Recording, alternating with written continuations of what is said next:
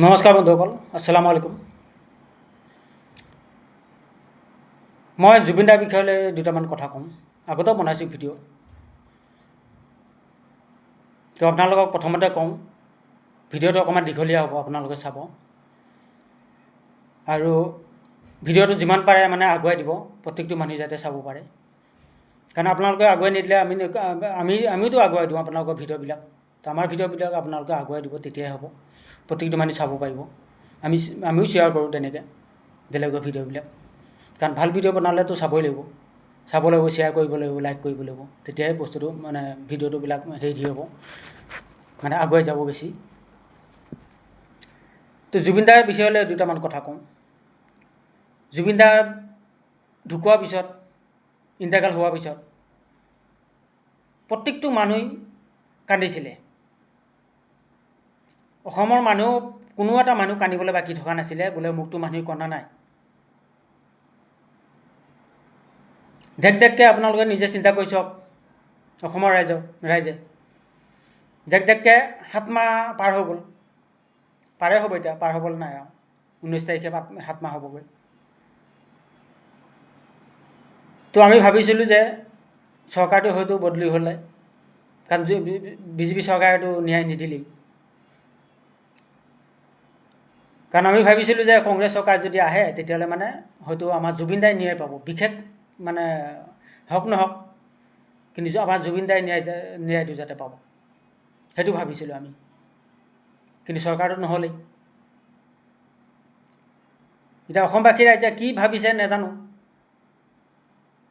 কি ভাবি পালে কি কৰিলে সেইটোও নাজানো।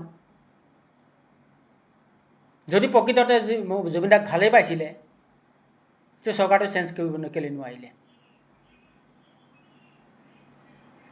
কাৰণ অসমৰ মানুহৰ এইটো এটা মানে সাংঘাতিক দায়িত্ব আছিলে এইটো। কাৰণ আমাৰ প্ৰাণৰ শিল্পীজনক নিপালে হত্যা কৰিলে, তেওঁলোকে হত্যা কৰিম বুলি কৰিলে। তথাপিও অসমৰ মানুহে ন্যায় বিচাৰি আছে, কিন্তু ন্যায়টো আজিলৈকে দিয়া নাই। আৰু হয়তো এতিয়া বিজেপি চৰকাৰ আহিলে, হয়তো এতিয়া এনেকুৱা আছে মানে বিজেপি জুবিন দাই ন্যায় নাপাবলৈও আছে। বাকীবিলাক দেখি আছোঁ আমি। কাৰণ জুবিন দাৰ নিচিনা মানুহ এটাই যদি ন্যায় নাপায়, তেতিয়া আমাৰ নিচিনা সাধাৰণ মানুহ এটাই কেনেকৈ ন্যায় পাব? আপোনালোকে নিজে চিন্তা কৰি চাওক। আমি আপোনালোক হ'ল সাধাৰণ মানুহ, আৰু তেওঁ হ'ল নামী কামী মানুহ। প্ৰত্যেকটো মানুহে ভাল পাইছিলে তেওঁ নীতি নিয়মবিলাকক চবেই ভাল পাইছিলে। কিন্তু তথাপিও এই মানুহজনে আজিলৈকে ন্যায় নাপালে। গৰিমা বৌ কিমান মানে কান্দি কিমান অৱস্থা বেয়া হৈ গ'ল। এতিয়া বেমাৰতে পৰি আছে। তেওঁ বাপেকটো বেমাৰতে পৰি আছে এতিয়াও, অৱস্থা বোলে বেয়াই। গৰিমা বৌয়ে কিমান অসমৰ মানুহক কিমান মানে অনুৰোধ কৰিলে, বা চৰকাৰক অনুৰোধ কৰিলে। অনুৰোধ কৰাৰ পিছতো আজিলৈকে ন্যায় নাপালে।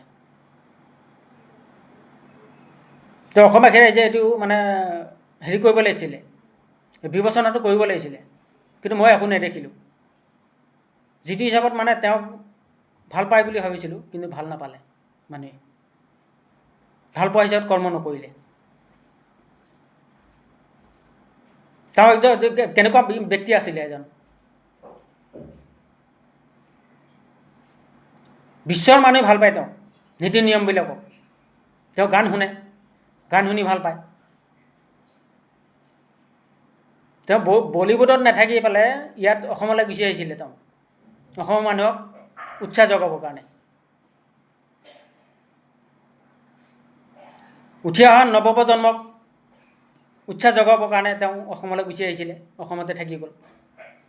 তেওঁ বলীউডত গৈ কি নকৰিব পাৰিলেহেঁতেন?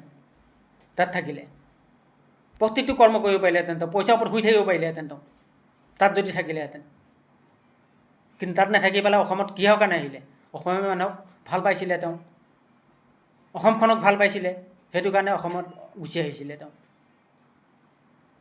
কিন্তু লাষ্টত গৈ তেওঁ কি ফল পালে? অসমৰ ভিতৰত কি ফল পালে? তেওঁ কোনো ফলেই নাপালে তেওঁ। কিন্তু দি থৈ গ'ল বহুত, কিন্তু নিবলৈ একো নাপালে লাষ্টত গৈ। কি নিলে অসমৰ পৰা তেওঁ? ন্যায়টো কেলৈ তেওঁ নাপালে আজিলৈকে? অসমৰ ৰাইজে এইবিলাক বিবেচনা কৰা ভাল, কাৰণ আমি অসমৰ বাসিন্দা, তেওঁক আমি অতি ভাল পাওঁ, সেইকাৰণে ভিডিঅ'বিলাক বনাই থাকোঁ। আপোনালোকে নিজে চিন্তা কৰি চাওকচোন, হয়নে নহয় কথাবিলাক? মই যিকেইটা কথা কৈছোঁ এইকেইটা কথাকেইটা ৰিয়েলি হয়নে নহয়? আজিলৈকে কি কৰিলে? না চৰকাৰে ন্যায় দিব পাৰিলে, না অসমৰ মানুহে ন্যায় দিব পাৰিলে। অসমৰ মানুহে ন্যায় ল'ম বুলি ক'লে আৰামত ল'ব পাৰিব, কিন্তু সেইখিনি চেষ্টা কৰা নাই। দল সংগঠন এটা যদি ওলাই আহে, এটা পাৰ্টি যদি ওলাই আহে আৰু এটা পাৰ্টি নোলায়।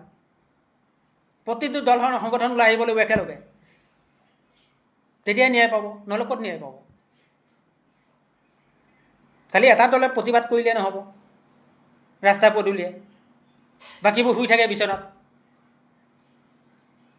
শুই থাকিলে কেতিয়াও ন্যায় নিদিয়ে নহয়।